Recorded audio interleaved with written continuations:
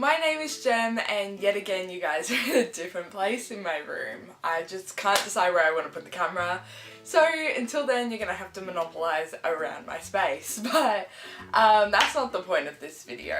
The point of this video is to show you the books on my shelves that I no longer want to keep. I've done a video like this before, but I think I got rid of less than I am now. So yeah, without further ado, let's get straight into it. The first one is one that I actually don't have because Zakaya has already taken it off my hands, which you would have seen if you watched her book Unhaul/Haul.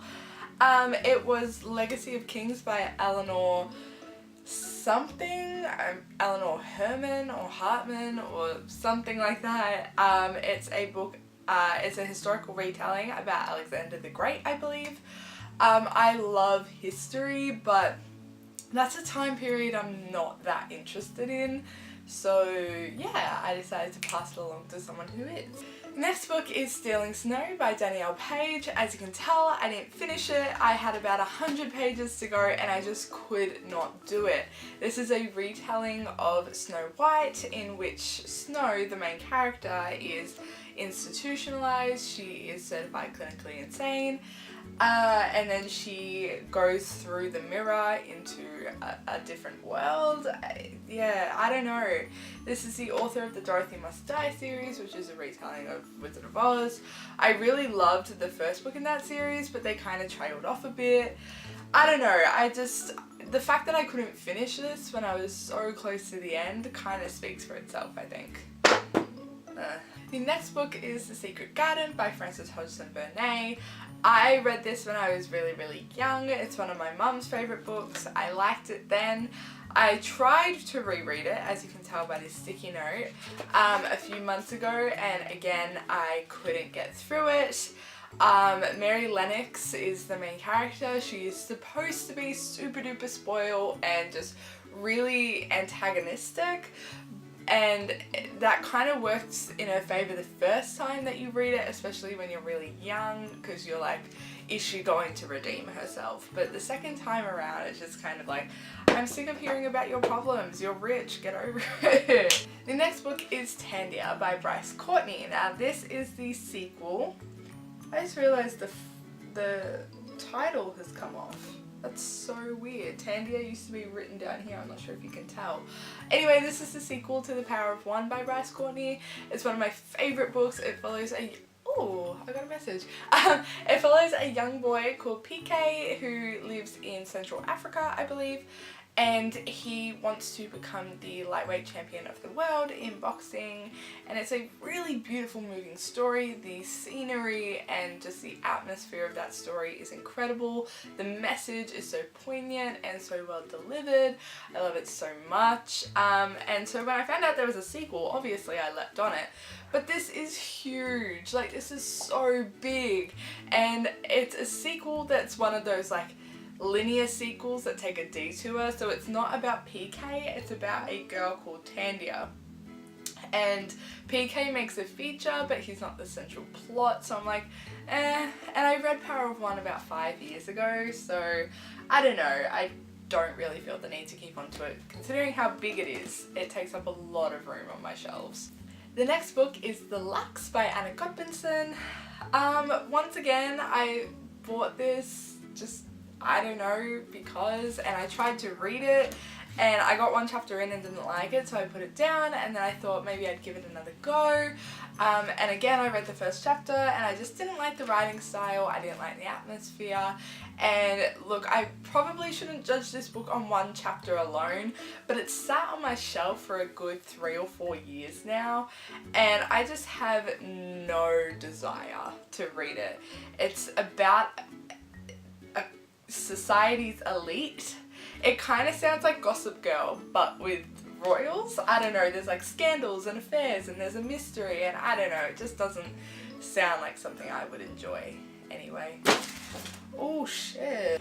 Another one that I was disastrously close to finishing, Red Queen by Victoria Aveyard. I won't talk too much about this book because the dead horse has been beaten about it, but just to give you an inclination, I was 30 pages of finishing this book and I just could not do it.